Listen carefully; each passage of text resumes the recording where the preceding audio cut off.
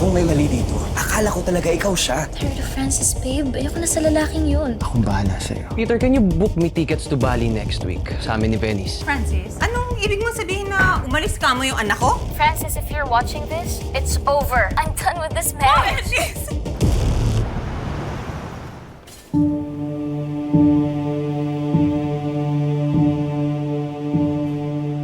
Dok, kamusta po si nanay? Unfortunately, despite the dialysis treatment, lalo nangihina ang katawan ng nanay mo.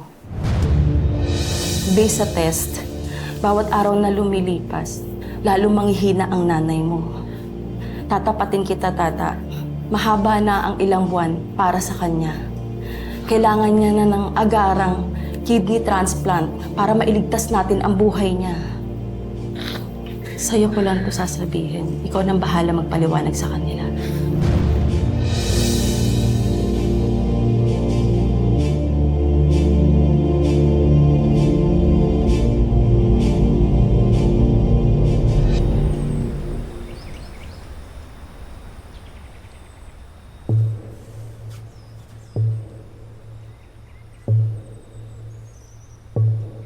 Venice was seen in the airport earlier.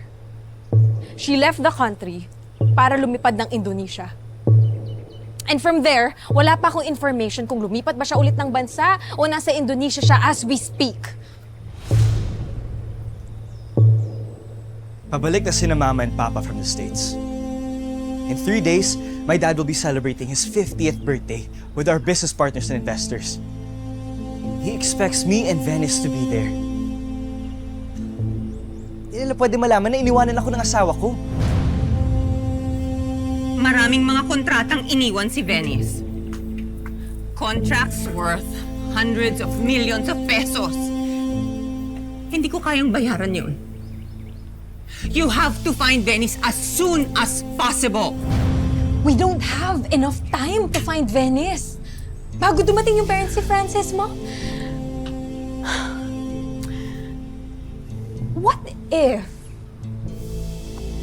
What if we get someone to stand in for Venice habang hinahanap natin siya? Ano ang ibig mong sabihin? Remember that girl na sobrang kamukhang-kamukha ni Venice? Yung nag-viral yung mga videos?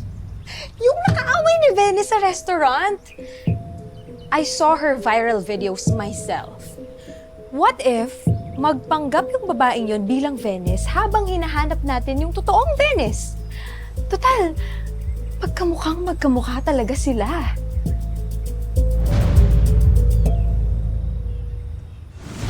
Venice, mag-usap tayo. Please, ayusin natin to.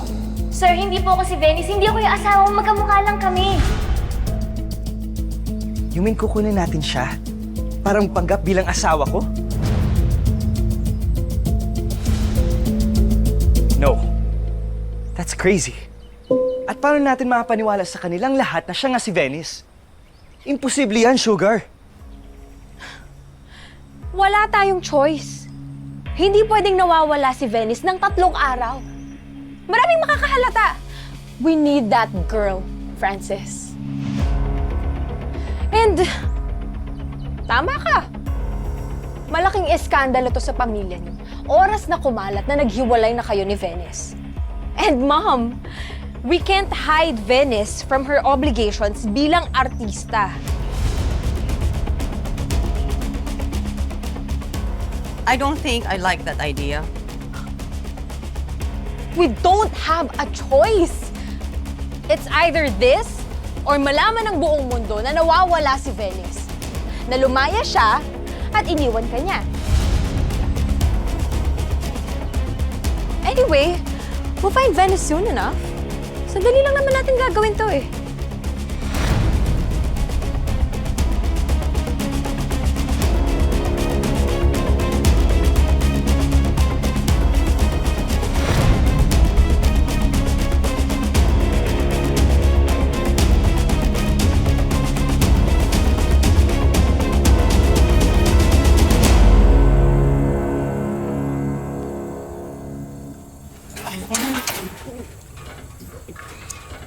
Nay, Nay, pahinga na po kayo. Ako na po kaya Sige. magbitbit niyan. Hindi, okay lang. Sige na. Sige na po. Kayo nang bahala dyan. Akin Sige. na po. Okay na. Kami na ubala dito. Okay na. Pa. Ay. Pahinga ka na po kaagad, ha? Mm-mm. Bahala dito. Ay. Ay! May tao? Hindi ko kakilala eh.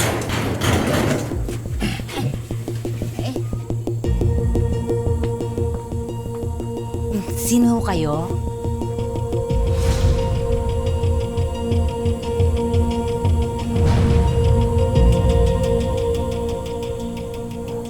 Oh my God! You look much more like her in person.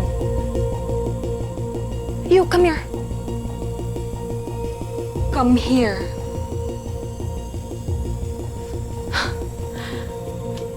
Parang ikaw talaga si Venice. Teka, sino kayo? Ano pong kailangan nyo kay Tata? I'm Sugar Hermoso. I'm Venice's sister. And I came here to talk to you. Ikaw yon. I have a proposal for you, Tata. Proposal po? Ano nga proposal? Alam ko naman yung problema niyo eh. Pera.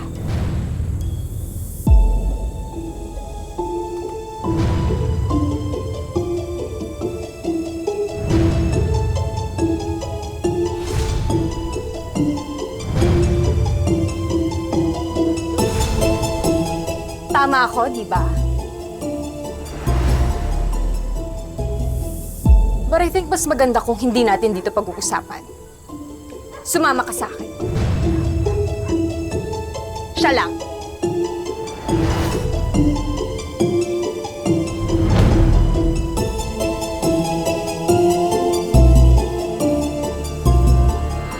Fine. You can bring your mom if you like.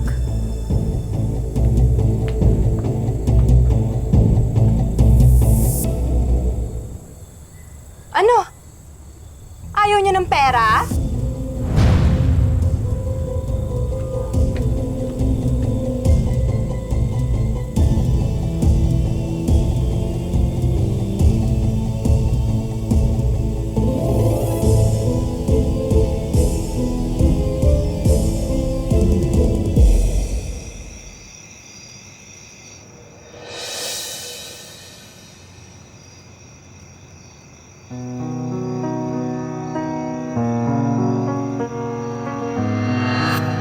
Francis, it's over. I'm done with this marriage. Kaya wag mo na akong hahanapin pa kasi hindi na ako babalik pa.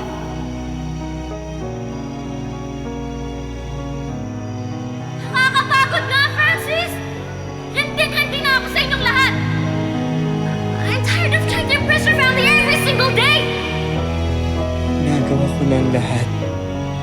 Pero hindi pa rin kita mahanap, Venice. Tinatanong ko na mga kaibigan mo. Pero wala maglang silang masabi kung nasan ka. Ano bang sinisikreto mo, Venice?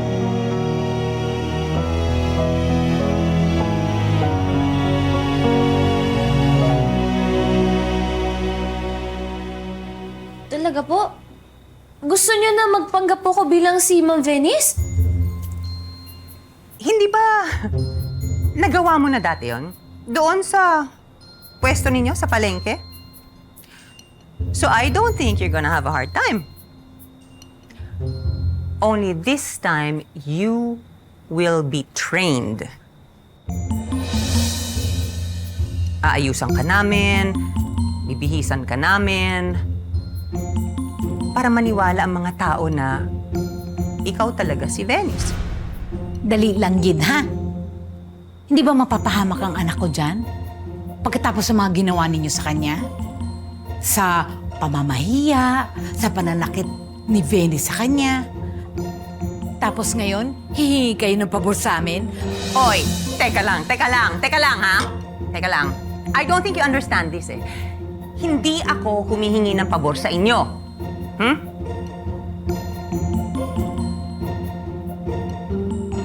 Araw-araw, babayaran kita. We had your family investigated. Alam namin, Tata, na malala ang sakit sa bato nitong nanay mo. Tulad ng sabi ko, araw-araw, ang magiging bayad mo dito ay 5,000 pesos. Siguro naman sapat na yan, pandialysis ng nanay mo, no? At hindi lang yan. Kapag nahanap at nakabalik na si Venice, nag-promise si Francis na babayaran ka pa ng dagdag na 5 million pesos. 5 milyong piso yun. Hindi yan basta-bastang pera. Na kahit na mamatay na ang pamilya mo, kakabenta ng batchoy, eh hinding-hindi nyo yan kikitain.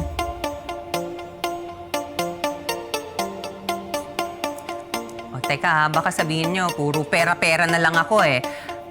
Meron pa akong isang i-offer sa inyo. Gagawa tayo ng kontrata. Hindi lang pera ang ibibigay ko sa inyo, kung hindi, tutulungan ko rin kayo na makakuha ng kidney para sa nanay mo.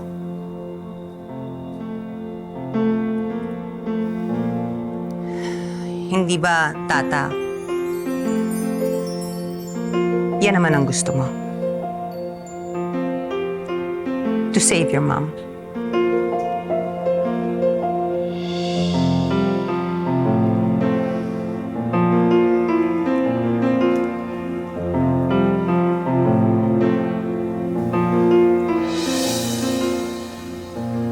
Anak, basi delikado ini. Halika na, umuwi na tayo. Halika na, ayoko. Kailangan po natin to, diba? Pag-dialysis mo po para gumaling ka. Diba may kasabihan po tayo? Kung may arakas ang gusto, uprahon mo gintanan para makuha mo.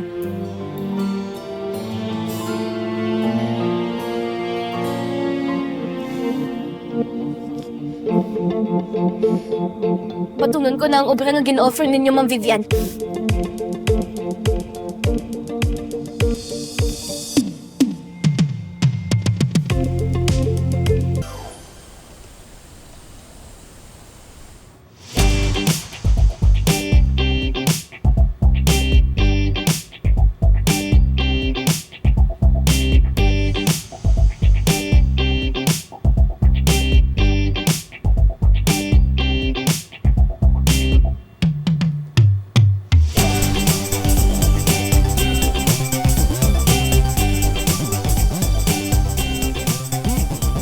Nasaan ba yung stylist? Patingin nga ng mga damit. Patingin, patingin.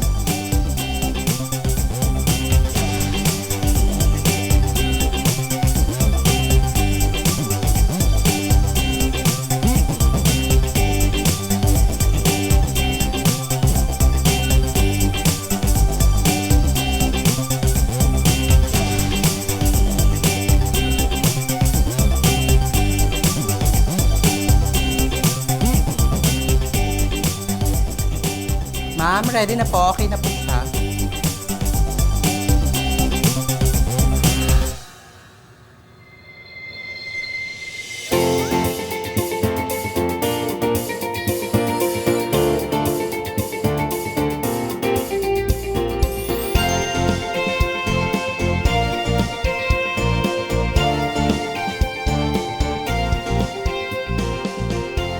You see, Mom? Wala siyang pinagkaiba kay Venice. Sa itsura, oo. Pero malayong malayo siya sa sophistication ng anak ko.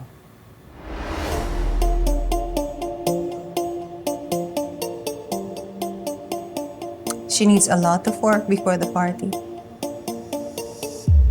Dalhin mo na siya sa mansyon ng mga Palma.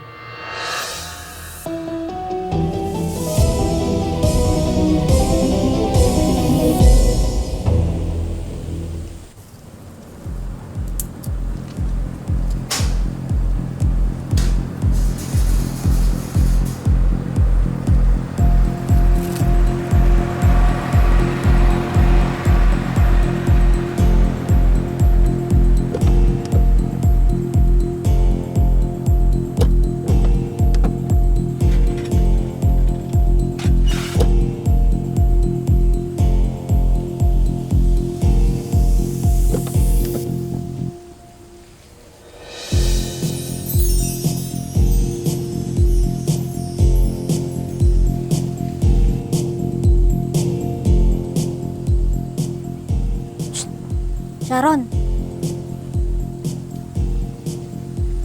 Fake news sila.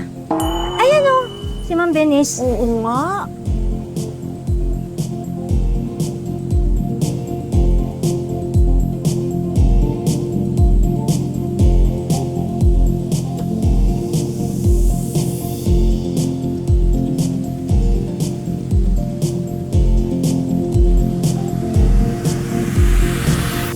Huwag kang magpahalatang kinakabahan ka.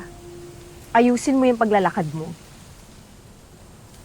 I know you're not used to wearing heels, pero ayusin mo.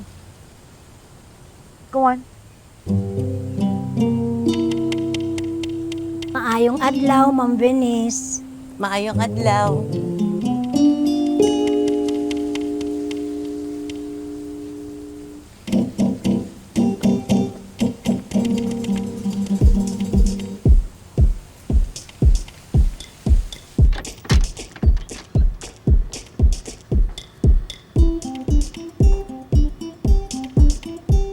Si Francis.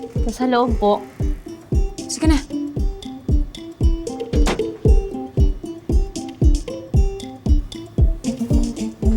Tanggalin mo to. Ay, bakit? Tanggalin mo. Hala.Aka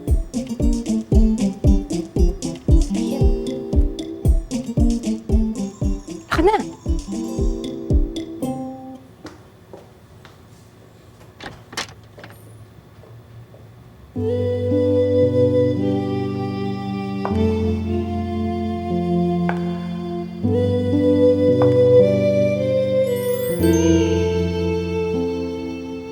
Hanggang kailan ba sasabihin na tunay? Hirap din pala nagkukunwaring buhay. Kaagaw ko ang tadhana sa'yo. Hanggang kailan ba ganito? Di man nagtaon, kapit kong pag-ibig aamin. Kung di pipiliin. Hello po, sir. So I'm guessing, tinanggap mo yung offer ko sa'yo.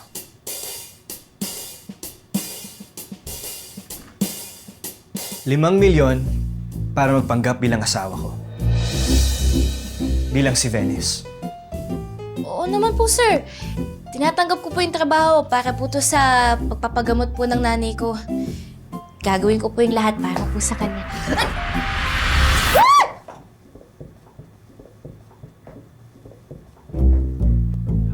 Hala, sorry po.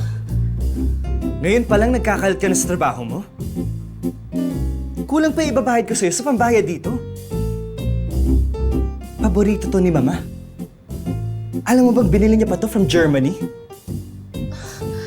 Sorry po talaga sa yung sapatos ko kasi ang taas eh. Mahal naman pala nito. Diyan lang nakalagay. Hindi pwedeng tatanga-tanga sa gagawin mo, ah. Isang mali mo lang, kaming lahat ang mapapahamak. Kung ano man ang kinalakihan mo, hindi mo pwedeng dalhin yan dito. Bungol ka? Nabatian mo ko? I said, do you understand what I'm even saying? Dali langgit, Sir Francis, ha? Alam ko po na mayaman po kayo at may impluwensya. Pero di ba, kayo din naman po humingi ng pabor sa akin? Opo, kailangan ko yung pera, pero kailangan nyo din po ako. Kaya pwede po ba? Huwag nyo nga po akong maliitin. Huwag nyo pong maliitin yung pamilya ko. Lumaki man po akong mahirap. Pero aaralin ko po talaga kung paano kumilos si Ma'am Venice.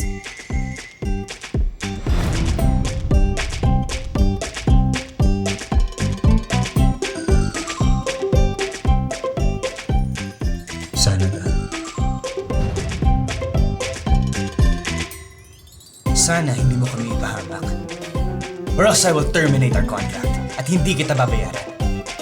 Yan ang kasunduan natin.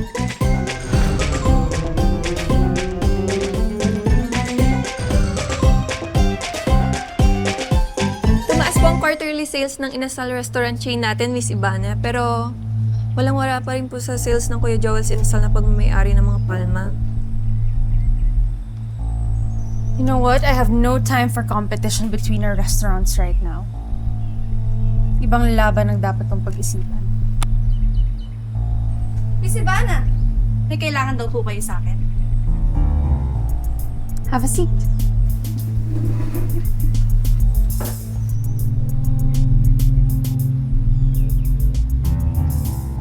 Ikaw ang stylist ni Venice, di ba? Yes. Actually, I'm about to meet her for Sir Gob's 50th birthday celebration.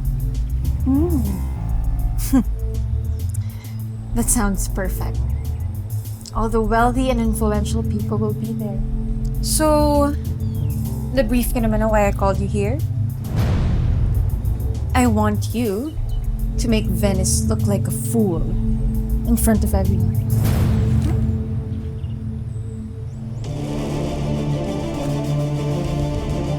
Go ahead. Take it.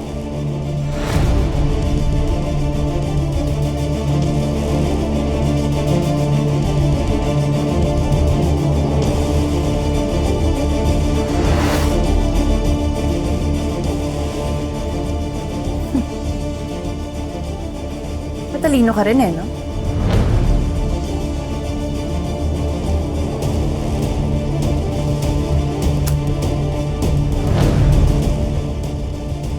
Dagdag mo yan.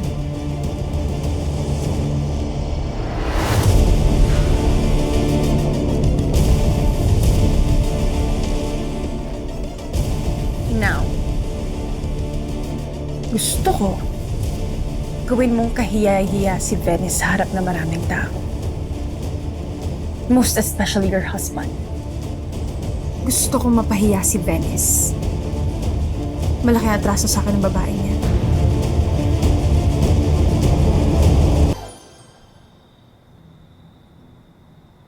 Francis, if you're watching this, it's over. I'm done with this marriage. Kaya wag mo na akong hahanapin pa kasi hindi na ako babalik. And honestly, I found someone else. Unlike you, James is a good man. He's better than you. Hindi ako miserable kapag kasama ko siya. Hindi siya parang aso na sunod ng sunod sa mga magulang niya. Mom! I can't believe this! You mean sumama sa ibang lalaki si Venice? Oo. Doon sa inutil na James na yon. Buti na lang may mga mata ako dun sa mansyon. Madam, yung sinend kong video sa'yo, yun yung laman ng USB na iniwan dito ni Mang Venice. Buti na lang nahanap mo yan siya. Huwag mo itapon, ha? Huwag mo siya itapon. We don't know kung nag-message niya siya kay Francis tungkol sa USB na yan. Alam ko na, Sharon. Hindi ba? May kapatid kang nag-aaral ng IT. Ay, opo, madam! Pwes, ipatrim mo yung dulo ng video bago magising si Francis. at siguraduhin niyang hindi nakalat yung video na ito. Pinaputol ko kaagad yung video na yon bago pa napanood ng buo ni Francis. Oh my God! Oh my God! Oh my God! Mom! For sure, hihiwalayan ni Francis si Venice oras na malaman niya that she's cheating on him. Itatakwil tayo ng mga palma. Masisira yung career ni Venice. At hindi lang yun. Si Francis ang tagapagmana ng bilyones ng mga palma. So tagapagmana din si Venice. Hindi ako papayag na mawala yun. Ang tagal kong trinabaho na mapakasal si Venice kay Francis. Kaya kung kinakailangan na kaladkarin mo yung kapatid mo pabalik ng Pilipinas, do it! Ayokong may makaalam na sikretong ito. Na sumama sa ibang lalaki, si Venice.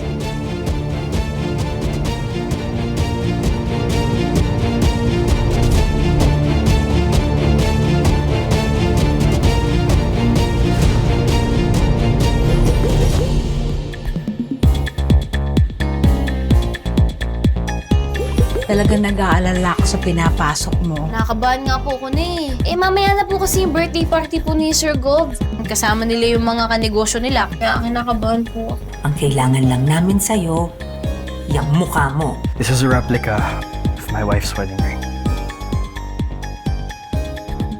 I'm honored to be standing here today to celebrate ang birthday sa aking tatay.